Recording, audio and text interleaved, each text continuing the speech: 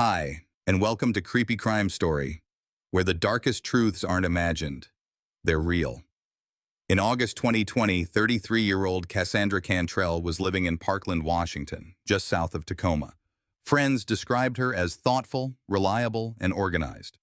Family members knew her as someone who didn't miss appointments, didn't drop off the radar, and kept in close contact. At the time she vanished, she was in her first trimester of pregnancy, a fact known to her inner circle and confirmed by her own messages in the weeks prior. Cassandra had grown up in the Pierce County area, maintaining a tight-knit relationship with her mother and a small group of friends. She had a history in the local performing arts scene, where she once met and dated a man years earlier, though the relationship ended long before the events of 2020. Professionally, she had held various jobs, but was between steady work due to health concerns and the pandemic's disruption. Her pregnancy was seen by those around her as a turning point, a shift in focus toward her future and the child she was expecting. On the morning of August 25, 2020, she was expected to run errands and keep a personal appointment later in the day. Her communications that week had been normal. No signs of distress, no talk of leaving town. By that evening, however, calls and texts from her mother went unanswered. Friends who normally heard from her daily also couldn't reach her. That silence was immediately out of character. Over the next 2 days, there were still no signs of life from her. No activity on her bank accounts, no social media logins, no phone calls or texts. On the third day, her family filed a missing person report with the Pierce County Sheriff's Office. Because of her pregnancy and the abrupt break in her normal pattern, deputies classified the case as high risk from the start. The initial priority was to locate her vehicle, a white Mazda 3 hatchback. That search would lead investigators into the city of Tacoma, where the first tangible lead and the first piece of a very deliberate sequence emerged. The missing person report moved fast because everything about Cassandra Cantrell's life said predictable. When someone that reliable goes quiet, investigators don't start with theories, they start with the places she could be seen. The priority on day 3 was simple and specific. Lock the perimeter around where her white Mazda was found and pull every second of video that could show who left it there and how. Tacoma's Dome District is dense with cameras, public transit, city-owned feeds, and private systems from garages and businesses that back onto the I-705 corridor. Detectives requested retention holds to prevent automatic overwrites, then collected the source files. Each system runs on its own internal clock, so the first task was technical: correct for drift, set a master time, and align all feeds to the moment the Mazda appears in frame. It's not television fast, it's a methodical build. The vehicle's arrival window narrowed to late morning. One camera caught the Mazda rolling in from East 25th Street, signal blinking, then easing into a spot near a stairwell. No crash, no panic stop, no erratic maneuvering. Whoever parked it had enough composure to leave the keys behind. Minutes later, another angle captured a heavy-set figure in a dark jacket and a broad-brimmed hat walking away from the Mazda toward the garage.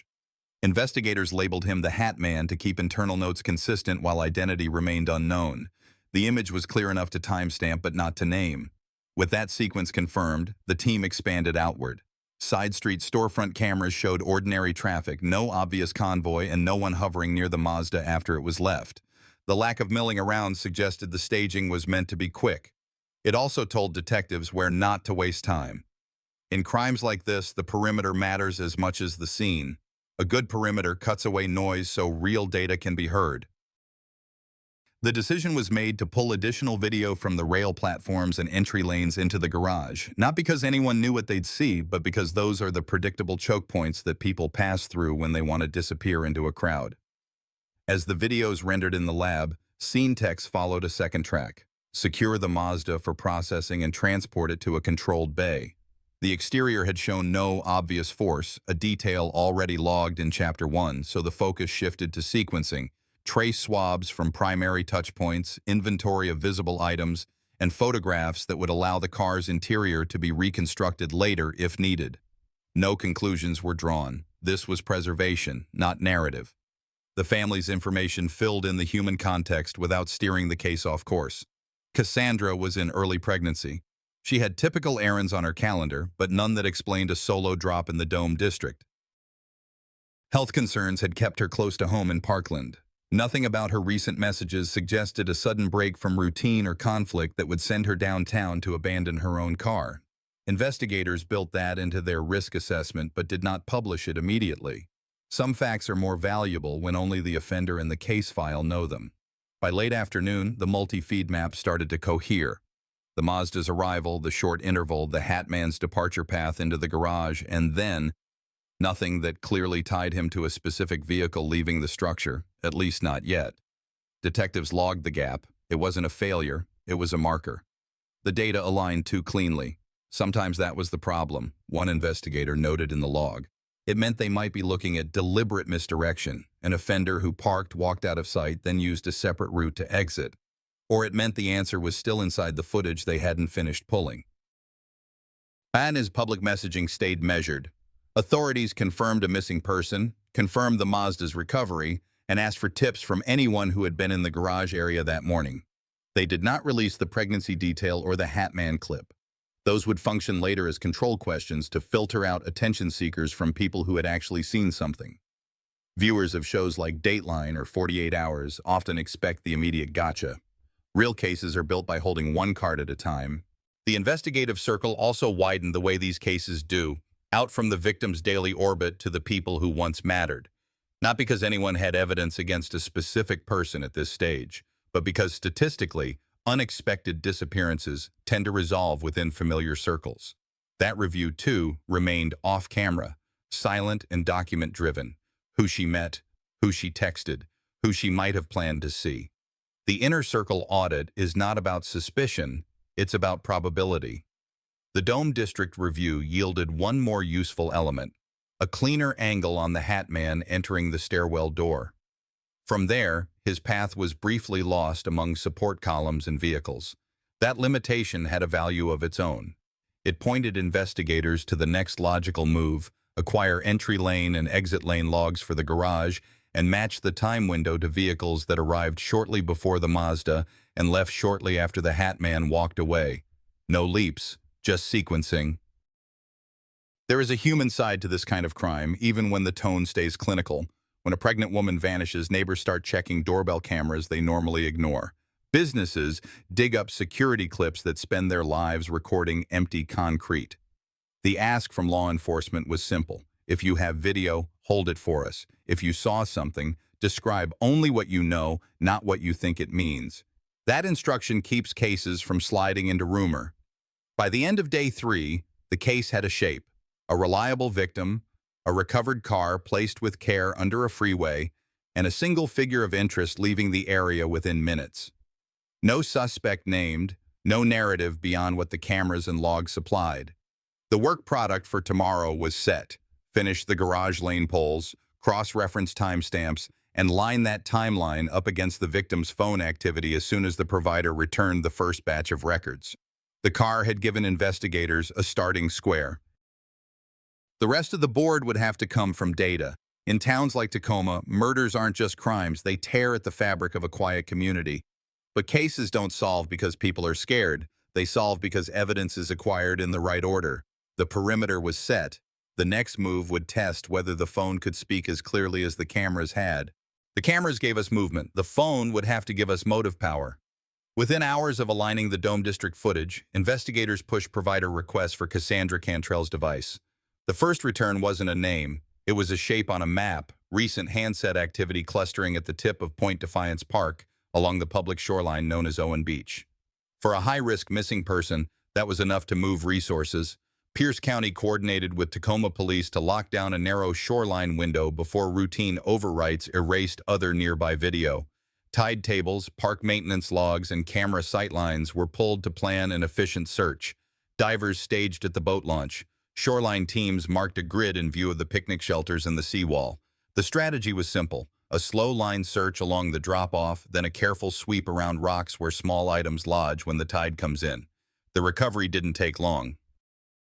A handset matching the victim's model surfaced several yards off the public walkway, its protective case distinctive enough for family to identify later. No one announced that at the park. Chain of custody took priority.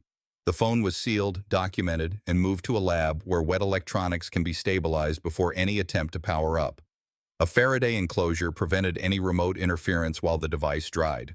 Device extractions don't look like television. Most begin with a triage screen, Will it power? And if it does, what level of access can be obtained without compromising the evidence? In this case, the lab was able to run a conservative workflow, no brute forcing, no risky exploits, yielding a partial but usable data set. Call logs, SMS, MMS content, and metadata on app usage within the relevant window. Contacts were cross-referenced against numbers the family recognized. What mattered wasn't every message. What mattered was anything that touched the morning she vanished. Two entries stood out. The first was an outgoing text just before 9 a.m. "I'm a bit early, that okay?" The second was the immediate response, "Yep, come on down." Both messages appeared in the phone's database with deletion flags, indicating they had been removed at some point from an interface but still existed in the underlying record. That's not unusual in modern cases. Deleted doesn't mean gone. It just means buried where software expects no one to look. The number she texted tied back to a Tacoma handset. Investigators did not publish that. The value of a detail like this is control. If the person who set the car under the freeway later claims not to have seen her that morning, the record now says otherwise. To avoid any bleed over between public narrative and evidentiary posture, the team kept the content restricted to the case file and proceeded to subscriber requests for the associated number through the carrier. Next, the logs were matched against the master time built from Chapter 2. The Mazda's arrival to the Dome District and the Hatman's walk-off were locked by video. The "I'm a bit early" exchange gave the morning a different anchor. If she was early, she was headed somewhere before the car dump. If the reply said, "Come on down," someone expected her to arrive. That is not theory. That is language that people use when they are inside a plan. A second pass through the handset metadata filled in context without pushing past what the record could support. There were no financial transactions after she went quiet, no rideshare orders, no emergency calls. The absence of those signals isn't dispositive. People take rides from friends, people carpool, phones die. But taken together with the location where the phone was found, the picture hardened. She moved that morning, met someone, and the device ended up in the water soon after. Whether that was disposal or accident wasn't a judgment investigators needed to make yet. The sequence itself had tactical value. The forensic leads from the phone were packaged in 3 parts. First, the physical, the recovered handset, its case, and any trace suitable for lab swabs along seams where environmental contamination is lower. Second, the logical, the extracted database with intact timestamps for the morning of disappearance, including the deleted message pair. Third, the operational carrier returns for both the victim's number and the associated recipient number, limited to the time window necessary to build a probable cause statement. Each part serves a different function, one for a courtroom, one for analysis, and one to get a judge to sign the next step. It would be easy to overpromise what a phone can do. The lab didn't claim miracles. No one said the phone proved a route beyond the shoreline cluster. What it proved was communication, a scheduled meet, a language pattern consistent with arrival at a private location, and deletion activity that suggested someone wanted that exchange harder to find. As a matter of crime procedure, that is enough to justify moving from a missing person posture to a focused target. Identify the location implied by "come on down," determine who had access to it that morning, and test whether any other device sat still in the same place during the same window. There's a human line running through the clinical work. Families in cases like this authorize device access not because they want to read their loved one's private messages, but because privacy has already been violated by the disappearance. The ethical line for investigators is to stay exact. Pull only what the court authorizes and use only what moves the case. If you're watching this and wondering whether location services or backups could help in an emergency, talk to someone you trust about setting them up. The right settings can turn hours of guesswork into minutes of direction. Back in Tacoma, the team translated the phone's textual lead into tasks. Subscriber records for the associated number were requested. A narrow warrant was drafted to capture device activity for that morning only, preserving scope and keeping the investigation tight. Separately, detectives mapped addresses known to be linked to that number and checked whether any of those addresses fell inside the rings of video already collected. This matters for one reason. When data points from different systems intersect, text content, subscriber information, and cameras, you get a lawful pathway to a door. The other phone evidence from the victim's handset, call attempts from family, unread messages queued, was logged but not used to shape theory. It tells you about care and concern, but it does not move you from a car under a freeway to a person inside a building. The text does. Timing now took center stage. If the "I'm a bit early" exchange happened just before 9, and the Mazda appeared in the Dome District later that morning, then the meeting and the staging were two separate events divided by a short span of time. That division would become the backbone for the next step. You don't need a confession to sequence a day. You need anchors. The phone gave one. The cameras had already given another. As the day closed, the point of contact notified the family that the search had produced digital progress. Nothing more. Transparency is important, but premature detail creates chatter that contaminates tips. The phone was safe, the data was under legal seal, and the case had a new hinge, a private meeting on the morning she disappeared. The decision for tomorrow was straightforward. Convert that hinge into probable cause for a set of warrants that would let the team test who, precisely, told her to come on down. For a few seconds, step back from the lab bench and the court forms. Think about the scale of cooperation that brought a single phone out of salt water and into a courtroom path. A parks department holding its cameras, citizens who didn't crowd a search zone, a lab tech who knew how to dry a device without destroying it, and a detective who recognized that 2 sentences in an SMS database can matter more than 1,000 hours of video. In cities like Tacoma, the quiet work is the difference. The phone was the case's second perimeter. The first was the garage. The third would be a front door. By the second week of the search, investigators had exhausted the immediate leads from the initial canvassing. There had been no financial activity on Cassandra Cantrell's accounts, and her cell phone remained powered off since the morning she disappeared. This lack of personal digital activity shifted the investigative focus toward external data sources, specifically surveillance cameras, automated license plate readers, and cloud-based digital evidence. The Pierce County Sheriff's Department began systematically reviewing security camera footage from businesses and residences along the routes between Cassandra's home and the last known locations she was believed to have traveled. Detectives worked in time blocks, cross-referencing camera timestamps with any recorded vehicle movement that could match her white 2014 Mazda 3. Through traffic camera access near the Tacoma Dome area, a vehicle matching the make, model, and color of Cassandra's car was observed traveling southbound shortly after her last known cell phone activity. The car's movement pattern did not align with her usual travel routes as described by friends and family. This anomaly prompted further review. One critical lead came from a private residence's security system located in the Point Defiance neighborhood. That footage, obtained through a search warrant, showed a white sedan pulling into a driveway linked to Colin Dudley's residence. The timestamp placed the car's arrival in close proximity to the time frame when Cassandra's communications ceased. Minutes later, the footage recorded a male figure moving near the garage area, wearing clothing consistent with earlier witness descriptions. The individual's build and gait were noted by investigators for comparison with known footage of Dudley. Parallel to the physical surveillance review, detectives sought digital records from Dudley's internet service provider and his smart home systems. Analysis revealed multiple data points: unusual garage door activity during midday hours, deletion logs on a connected security camera account, and file access times that suggested deliberate removal of certain recordings. In line with established search protocols, forensic technicians cloned the hard drives of devices seized under warrant, preserving the data for evidentiary integrity. Investigators also examined Dudley's cellular tower connection logs. While GPS location was not enabled on his device, cell site data placed his phone in the immediate vicinity of his residence during the relevant time window. Importantly, there was no verifiable alibi supported by independent witnesses for that period. This reinforced the investigative theory that the missing person case had shifted toward a probable homicide. In reviewing physical evidence, crime scene technicians documented a section of Dudley's garage flooring that appeared recently cleaned, contrasting sharply with surrounding areas.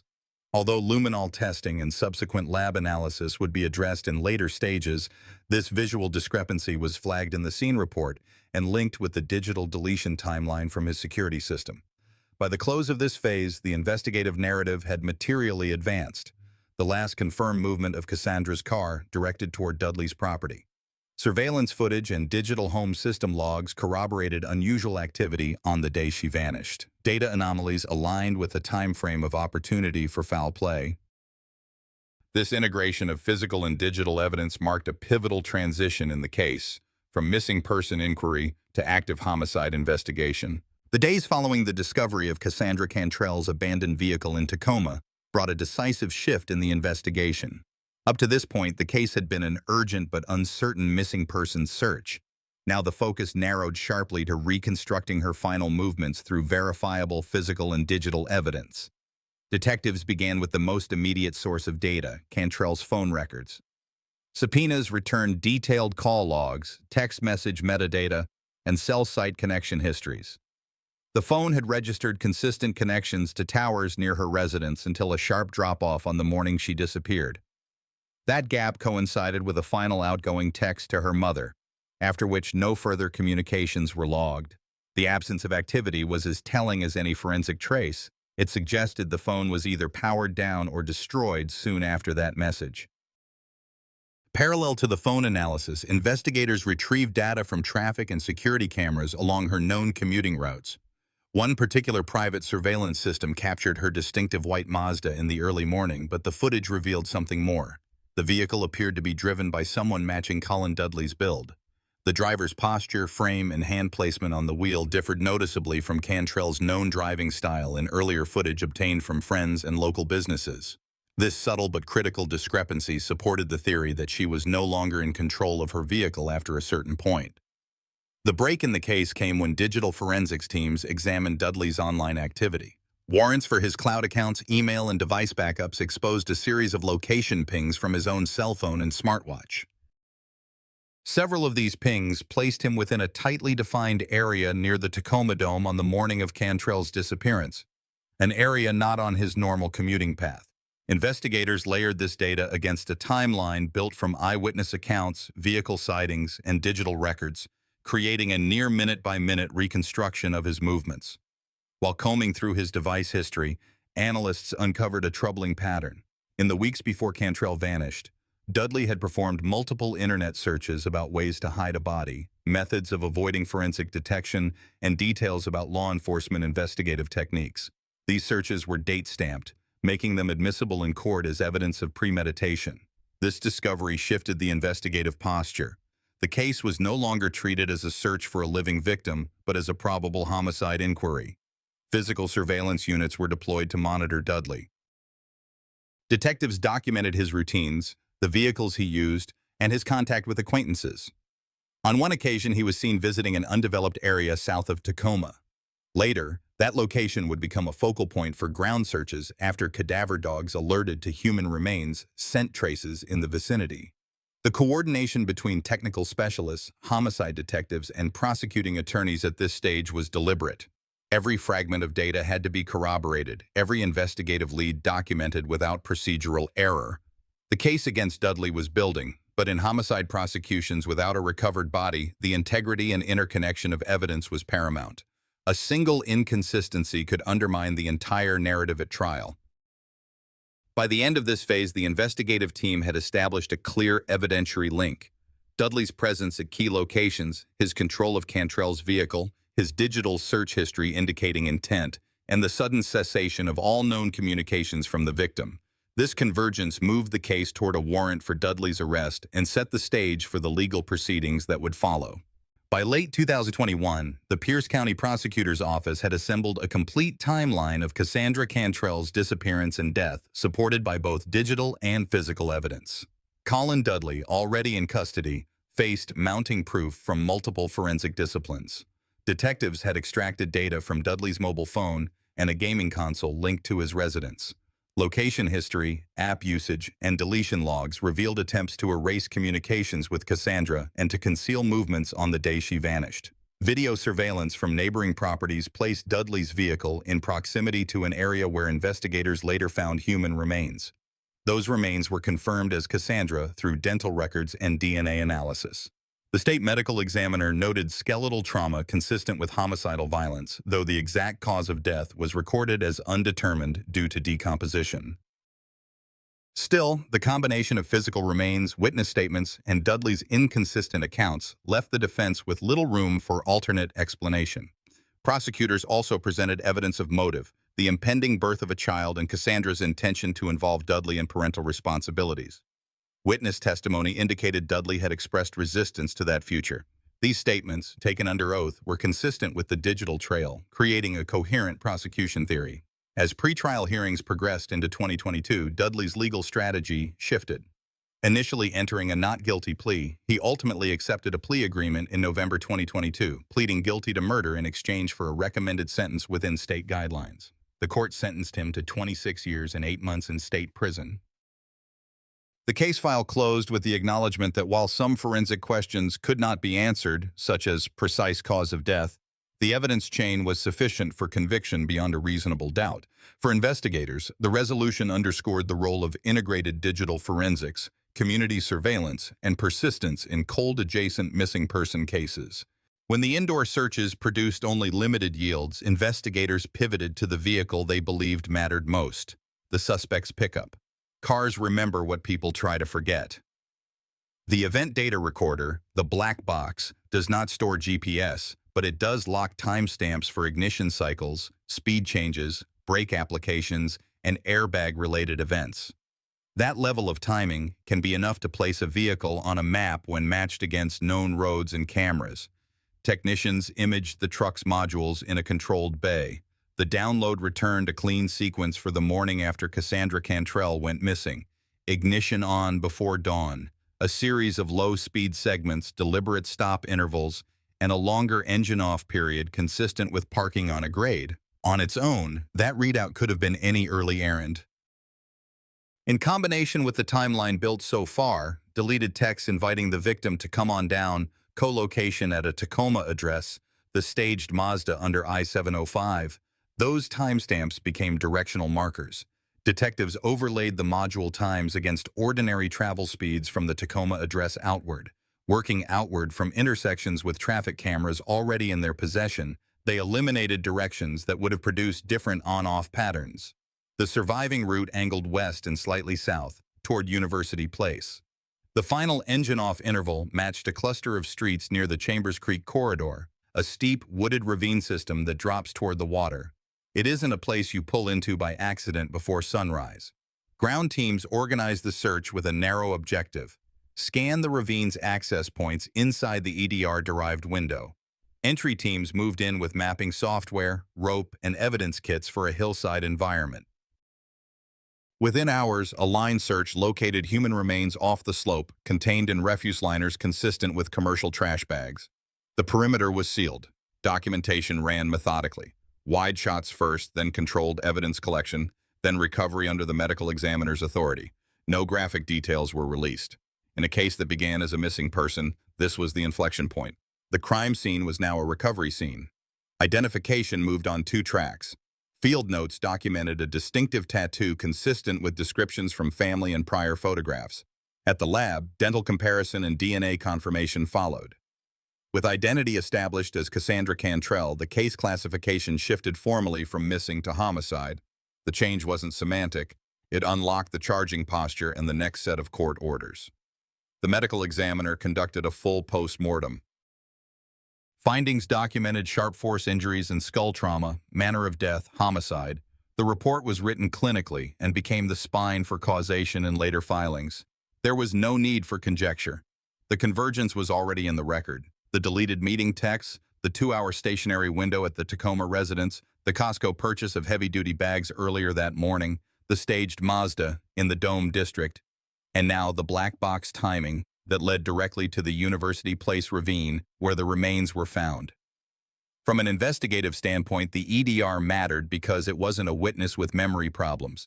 It was a component that recorded when the engine turned on, when the vehicle slowed, and how long it sat. When those points agree with what cameras and phone records already suggest, you get a route reliable enough to brief a judge and put search teams exactly where they need to be. That precision saved days the case didn't have. There's a human line running through this chapter that doesn't need embellishment. The recovery site sits not far from ordinary neighborhoods, trailheads, dog walkers, morning commuters. In cities like Tacoma, public spaces carry more weight than people realize. They become the places where truth surfaces because evidence does not negotiate. The work here was simple and exact. Take what the truck recorded, test it against what the cameras saw, and let the ground tell you the rest. By day's end, the search team turned over a documented hillside recovery, the lab logged positive identification, and detectives briefed prosecutors on a clean, linear chain: meeting arranged, vehicle staging, event data route, ravine recovery, autopsy findings. The file could now move on charging elements and pretrial posture without relying on speculation or second-hand stories. The next chapter is where those filings take shape in a courtroom framework.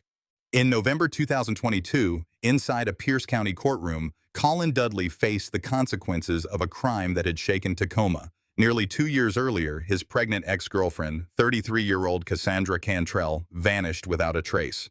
Digital forensics, surveillance footage, and cell data had methodically unraveled his lies, pointing to a deliberate act of violence.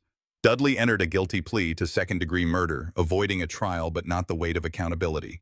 The judge sentenced him to 26 years and 8 months in prison. For Cassandra's family, the sentence could never restore what was lost, but it closed the chapter of uncertainty. As the court adjourned, her mother spoke briefly, urging the community to trust their instincts, to speak up when something feels wrong, and to remember that silence can be dangerous. This case served as a sobering reminder. Behind every headline is a life, a family, and a chain of choices that can never be undone. Justice in this case was not about erasing the pain, it was about ensuring the truth was heard and that Cassandra's story would not be forgotten. If there's one thing I hope you take from Cassandra's story, it's this: listen to your instincts and never underestimate the power of speaking up. Danger often hides in plain sight, and silence can cost lives. As a community, we owe it to each other to stay alert, support those at risk, and believe victims when they reach out for help. What are your thoughts on this case? Do you think justice was truly served? I'd love to hear your perspective. Share where you're watching from and your take in the comments. And if this story resonated with you, please subscribe to the channel so you won't miss the next case we cover together.